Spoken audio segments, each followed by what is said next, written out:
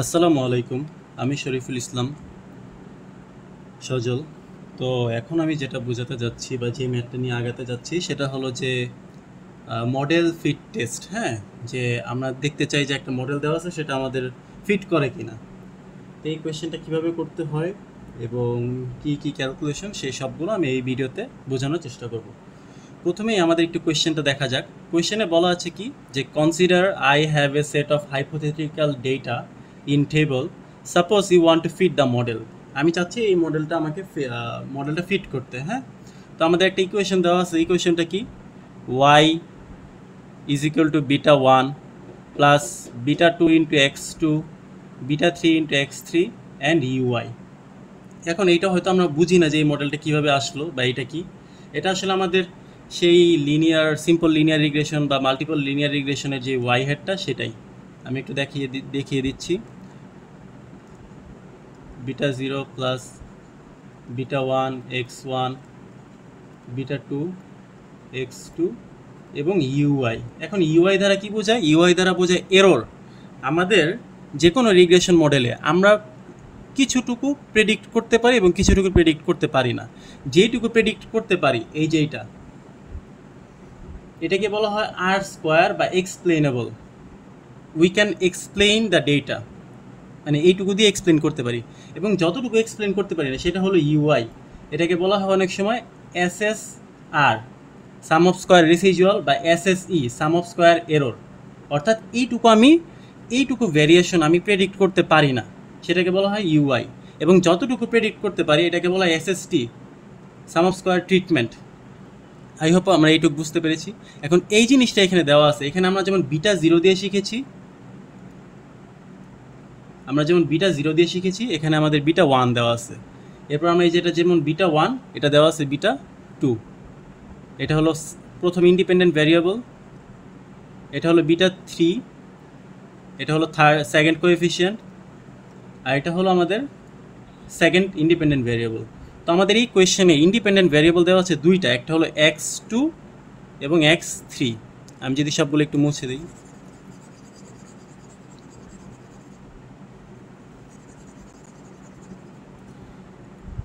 এই যে এটা হলো আমাদের ফার্স্ট ইন্ডিপেন্ডেন্ট ভ্যারিয়েবল, এটা হলো আমাদের সেকেন্ড ইন্ডিপেন্ডেন্ট ভ্যারিয়েবল, সেইগুলো এখানে দেওয়া আছে। ওকে,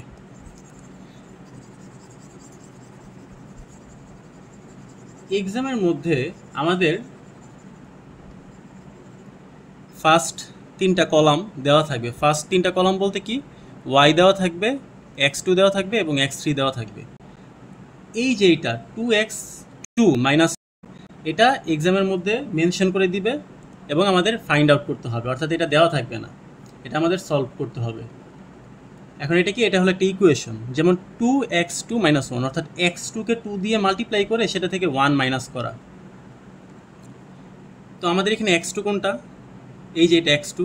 এই এক্স টুকে যদি আমি টু দিয়ে মাল্টিপ্লাই করি এবং ওয়ান মাইনাস করি, তাহলে আমাদের এই ভ্যালুগুলো আসে। যেমন one into two minus one is equal to one, আবার two into two minus one is equal to three, three into two minus one is equal to five. I hope আমরা এইটুকু বুঝতে পেরেছি।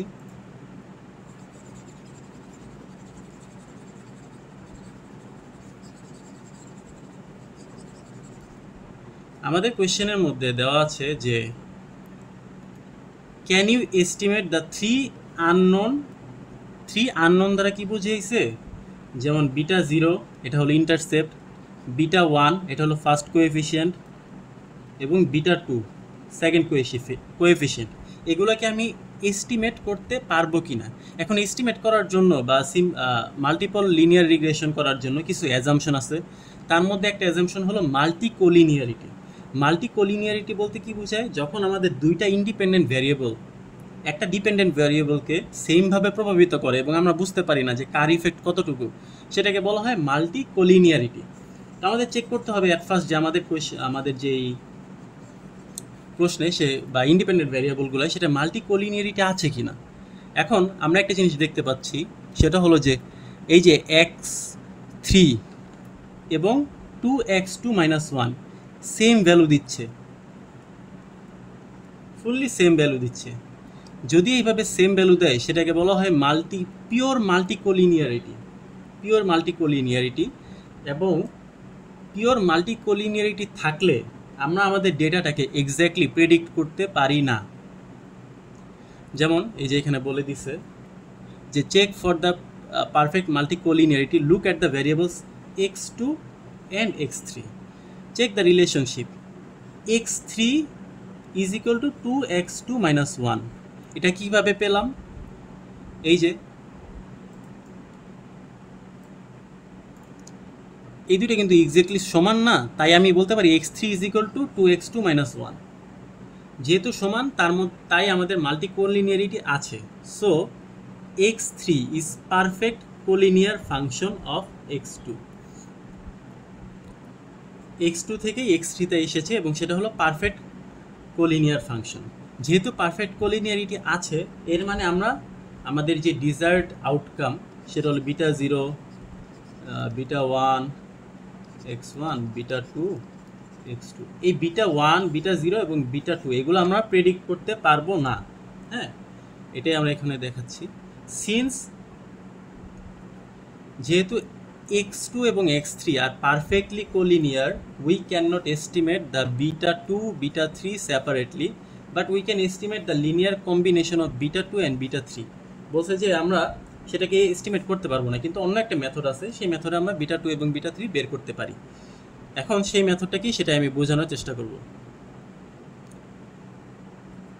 এটা তো আমরা জানি যে x3 is equal to 2x2 minus 1। Okay, আমাদের কোয়েশ্চেনে দেওয়া ছিল যে if not, what linear function of the 3 parameters the estimate function can you estimate show. আচ্ছা, প্যারামিটার বলতে কি বোঝায়? যে আর স্কোয়ারের ভ্যালু বের করতে হবে। এখন আর স্কোয়ারের ভ্যালু বের করতে গেলে আমাদের এসএসটি, এসএসআর এবং ওই সিম্পল লিনিয়ার রিগ্রেশনের যে ইকুয়েশনটা সেটা বের করতে হবে। তো এখন এটা কিভাবে বের করা যায় সেটা আমরা দেখব। অ্যাট ফার্স্ট আমরা এই যে x3 is equal to 2x2 minus 1 এটা লিখে রাখলাম। এটা কিভাবে পেয়েছি সেটা একটু আগেই দেখেছি আমরা। এরপর আমরা সেই প্রবলেমটা একটু লিখি বলতে কি yi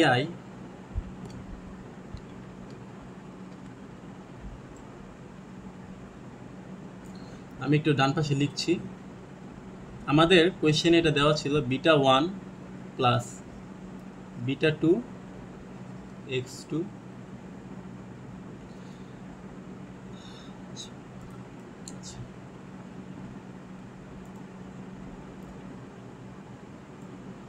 আমাদের কোয়েশ্চেনে এটা দেওয়াই ছিল। কি দেওয়া ছিল? y is equal to beta 1 beta 2 x2 beta 3 x3 plus UI এটা দেওয়া ছিল। এখন আমরা কি জানি? আমরা জেনেছি যে এই যে x3 বদলে আমরা এটা লিখতে পারি। তো আমরা কিন্তু এইটাই করেছি। এই যে এখানে বিটা 3 ইন্টু 2x2 মাইনাস 1, অর্থাৎ আমরা যে ম্যাথ করার সময় জানতাম যে x ইজ ইকুয়াল টু 20, সেই 20-র মানটা এখানে বসাইছি। এরপরের লাইনে কি করেছে? এই বিটা 3-কে দিয়ে এটাকে দিয়ে একবার মাল্টিপ্লাই করেছে এবং এটাকে দিয়ে একবার মাল্টিপ্লাই করেছে। তখন আমাদের মান এসেছে 2 বিটা 3 x2 মাইনাস বিটা 3। এরপরের লাইনে এই যে বিটা 1 এবং এই বিটা 3 এটাকে কাছাকাছি এনেছে। কাছাকাছি আনলে কি হয়? বিটা 1 মাইনাস বিটা 3, এবং এইগুলোকে পাশাপাশি লিখেছে বাকিগুলো কোনটা? এই যে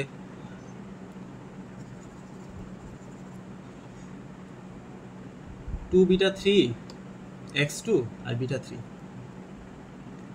এরপর কি করেছে? আমাদের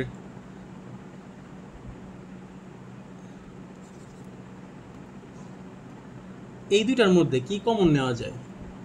x2 কমন নেওয়া যায়। তো আমি এই যে x2 কমন নিলাম। x2 কমন নেওয়ার পর থাকে কি? বিটা 2, এই যে বিটা 2, এই যে প্লাস 2 বিটা 3, এই যে 2 বিটা 3। এইটুকু আমরা বুঝতে পেরেছি। এখন আমাদের কি কাজ? সেটা হলো যে এইটাকে আমি আলফা 1 বানিয়েছি এটাকে বানাইছি আলফা টু, আর এটাকে বানাইছি এক্স টু। এক্স টু ছিল,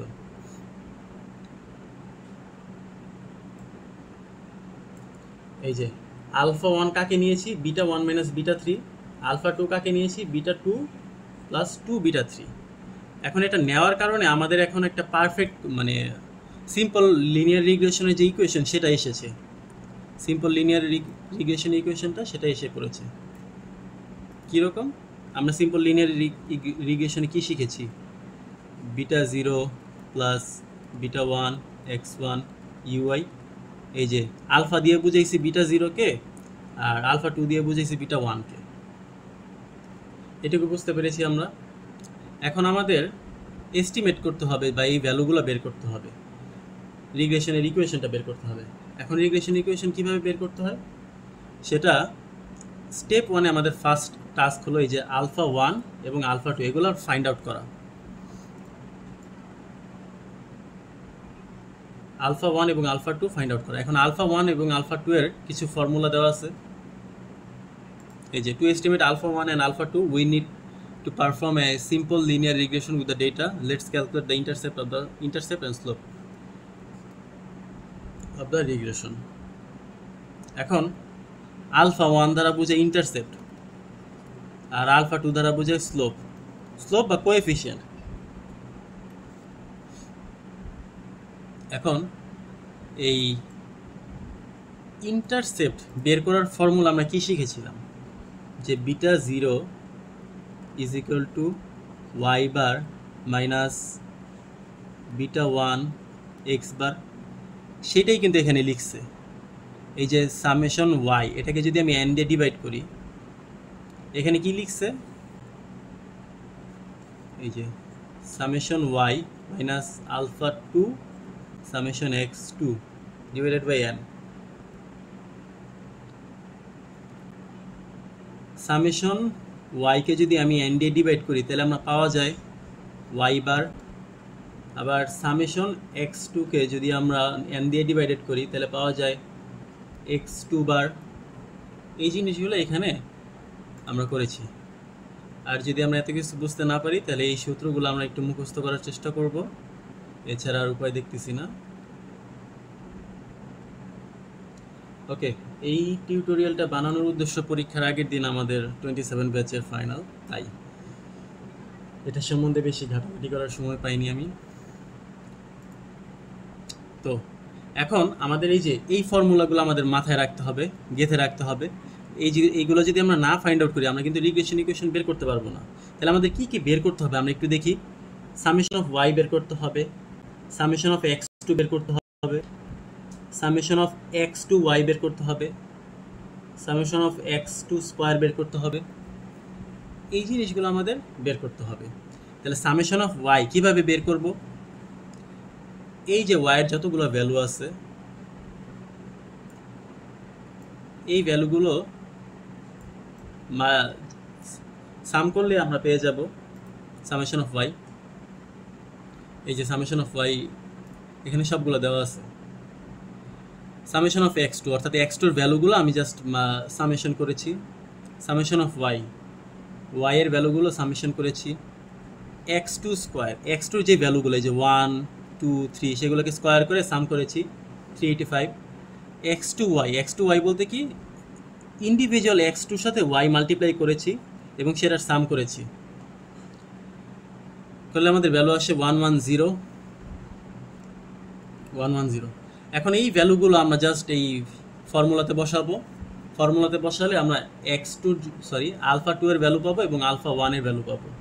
তো আমাদের আলফা টু এর ভ্যালু হয়েছে 2 এবং আলফা ওয়ানের ভ্যালু হয়েছে -1। এখন যদি আমি রিগ্রেশন ইকুয়েশনটা সাজাই, y hat is equal to -12 এটা হলো আলফা 1 প্লাস 2 এটা হলো আলফা 2 x2 ইউআই দ্বারা বোঝা এরর। এখন এটা একটা লিনিয়ার রিলেশন তৈরি হয়েছে, linear relation we can estimate between y x2। এখন আমাদের আর স্কোয়ার বের করতে গেলে আমাদের এসএসটি, ই এসএস টোটাল, এগুলো ফাইন্ড আউট করতে হবে। এখন এগুলো কিভাবে ফাইন্ড আউট করতে হয় সেটা আমি একটু দেখানোর চেষ্টা করতেছি।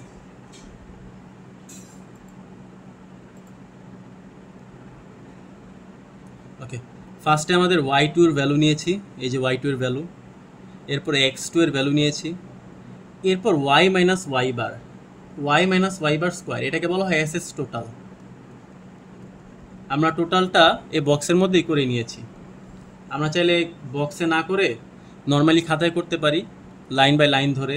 যেমন আমরা এইভাবে বের করতে পারি যে 10 মাইনাস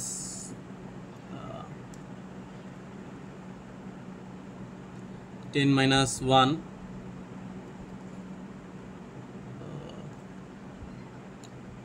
এটা কত, এটা হলো 9, এটাকে স্কোয়ার, এরকম -8 -1 স্কোয়ার, এইভাবে আমরা করতে পারি।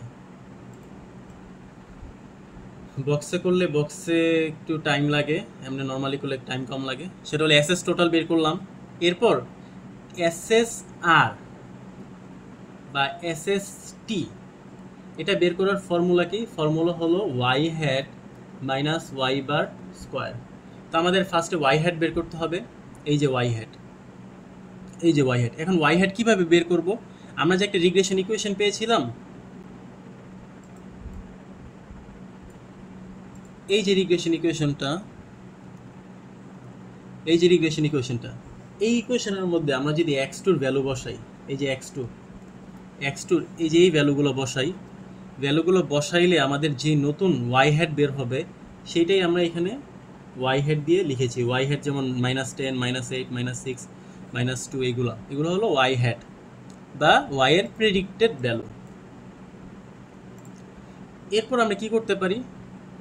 Y hat minus Y bar এবং Y hat minus Y bar square, তাহলে আমরা এসএসটি বা এসএসআর পেয়ে গিয়েছি।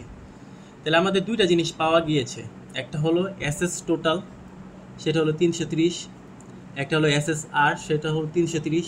তাহলে এসএসই হলো 0।